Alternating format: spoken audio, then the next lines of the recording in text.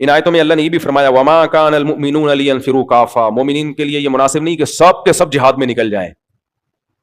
پہلے تو کوئی باقاعدہ فوج نہیں تھی نا، تو سارے جا رہے ہوتے تھے. تو اللہ نے فرمایا کہ سب بھی نہیں، پیچھے بھی کام ہے، ہر طرح کے شعبے زندہ ہونا ضروری ہے. اب تو ملکوں کی فوجیں بن چکی ہیں، حضرت عمر رضی اللہ تعالیٰ عنہ کے دور سے باقاعدہ یہ منظم ہونا شروع ہو گیا تھا. تو اب تو فوجیں، اب تو ظاہر ہے اب فوج لڑتی ہے.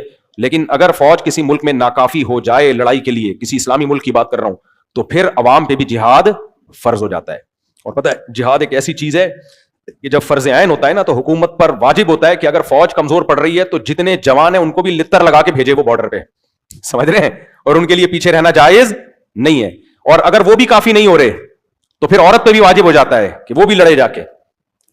فقہاء نے جہاد کے احکام بہت تفصیل سے بیان کیے ہیں کہ سب پہ واجب ہو جائے گا، جتنے بھی جوان ہیں، عوام پہ بھی واجب، اور حکومت پر یہ بھی واجب ہو جائے گا کہ اگر یہ کافی نہیں ہو رہے تو زبردستی بھیجے ان کو.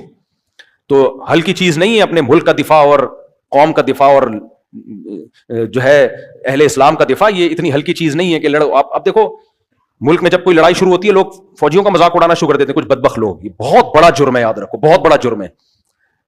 ایسے موقع پہ جب جنگ ہو رہی ہو نا، جنگ، اس موقع پہ کوئی مذاق اڑائے نا اپنے فوجیوں کا، 100 اختلافات تو ہمیں بھی ہیں، میں بیان بھی کرتا رہتا ہوں.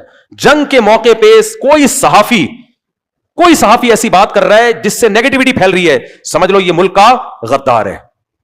ایسے میں تو حق بھی چھپا لیا جاتا ہے، حق بھی چھپا لیا جاتا ہے. اس میں حق اور باطل نہیں دیکھا جاتا، اس میں یہ دیکھا جاتا ہے کہ کون سا ایسا کام ہے جس سے بارڈر میں لڑنے والے فوجیوں کے حوصلے پست ہوں گے. کوئی بھی ایسی بات کی جائے، ایسے میں حق بھی چھپا دیا جاتا ہے. اگر کسی کی غلطی ہے اس کو بھی پردہ ڈال دیا جائے گا. مثال کے طور پر کوئی کمانڈر میدان میں کھڑا ہوا فوجیوں کو حکم دے رہا ہے کہ آگے جاؤ، کوئی دوسرا آ کے بولتا ہے کمانڈر تو 2 نمبر آدمی ہے. یار اب کہنے کی کیا ضرورت ہے؟ اس کا مطلب یہ ہو کہ آپ امیر کی اطاعت اس کے دل میں اس کا جذبہ کم کر رہے ہو، تو یہ تو ڈی موٹیویٹ ہوں گے، یار ہمیں 2 نمبر آدمی کی اطاعت ہم کر رہے ہیں. بھائی اس موقع پہ جب جنگ ہوتی ہے، ایمرجنسی ہوتی ہے، اس میں سب نے مل کے فوجیوں کا حوصلہ بڑھانا ہوتا ہے اور سب نے متحد ہو کے دشمن کا مقابلہ کرنا ہوتا ہے. چاہے سوشل میڈیا پہ کریں، چاہے میدان جنگ میں، بھائی سارے اختلافات ایک طرف، لیکن ہم اپنے ملک کے ساتھ ہیں.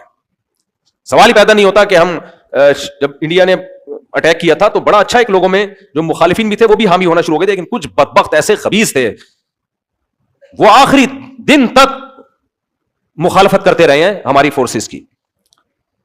خود ہی لڑیں، ہم تو نہیں لڑیں گے، انہی کا کیا کرتا ہے، اس طرح کی بکواسات کر رہے تھے. لیکن جب ادھر سے میزائل داغے گئے ہیں اور پاکستان کو فتح ہوئی ہے تو پھر آ گئے واپس پلٹ گئے نا. یہ منافقین کا یہی ہے، لا الہ الا اللہ ولا الہ الا. تو اس لیے میرے بھائی لڑائی میں جو ہے نا متحد ہو جایا کرو اور یہ کوشش کیا کرو یار ہمیں بھی موقع ملے بارڈر پہ جانے کا. ابھی جب مودی نے میزائل مارے تھے نا تو کئی لڑکوں کے فون آئے، مصعب ہمیں بھی لے کے جاؤ بارڈر پہ. میں کہتا یار میں خود کوشش کر رہا ہوں، ہم بھی 2-4 ٹھش کرنے جا کے کیا ہے، گولا آ گیا تو شہید ہو جائیں گے اور کیا ہے. سیدھا حدیث میں آتا ہے الجہاد مختصر طریق الجنہ، جنت کا سب سے شارٹ راستہ کون سا ہے؟ جہاد ہے. ویسے ہمارے کون سے اتنے اچھے اعمال ہیں، وہاں لتر لگنے کا زیادہ خطرہ ہے ہم سب کو. تو سب سے آسان راستہ یہ ہے. تو بارڈر پہ لڑائی ہو، فوجی کمزور پڑ رہے ہو، ہر نوجوان کا جذبہ ہونا چاہیے مجھے بھیجو یار.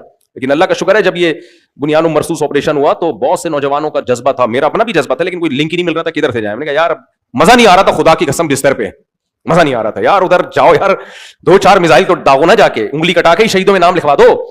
تو ایسے موقع پہ یہ جذبہ ہونا چاہیے. بغیرت قسم کے جو صحافی بکواسات کر رہے ہیں نا، ان کی مت سنو. اس موقع پہ کچھ بغیرت صحافی ہیں، وہ گند ہی ان کے منہ سے ہمیشہ گو ہی نکلے گا. باقی جب جنگ ختم ہو جائے پھر لڑو آپس میں. وہ تو ہم لڑ رہے ہیں، اللہ کا بڑا فضل ہے، سیاسی لڑائیاں بھی ہوں گی وغیرہ وغیرہ بھی ہوگا، تو پھر لڑو آپس میں. دشمن کے سامنے کیا ہے ایک. اور یہ جو لڑائیاں ہو رہی ہیں نا، یہ ان لڑائیوں کے پیچھے اسرائیل اور انڈیا ہے. سمجھ میں آ رہی ہے بات؟ کیونکہ پاکستان ایک واحد ایٹامک طاقت رہ گئی ہے، وہ کبھی بھی سامنے سے آئے تو مار کھائی نا، تو دائیں بائیں سے آ رہے ہیں وہ. تو یہ اس لڑائی کو آپ یہ نہ سمجھو کہ یہ افضل جہاد نہیں ہے، یہ بہت بڑا جہاد ہے. کیونکہ یہ لڑائی جن سے ہو رہی ہے وہ اسرائیل اور اصل میں انڈیا کی لڑائی ہے. یہ وہ دونوں مل کے ہم سے لڑ رہے ہیں، کیونکہ پاکستان ایک واحد طاقت رہ گئی ہے. انہوں نے اس ملک کی واٹ لگانی ہے تاکہ کباب میں جو سب سے بڑی ہڈی ہے وہ سائڈ پہ ہو جائے. تو اس لیے جذبہ پیدا کرو اپنے اندر. ایسے موقع پہ تو یہ تو متحد ہونے کا بہترین موقع ہے. خیر جلدی سے میں ختم کرتا ہوں درس کو. ساری آج جہاد کی آیتیں، اللہ نے اتنی آیتیں بیان کی ہیں ایسا زبردست.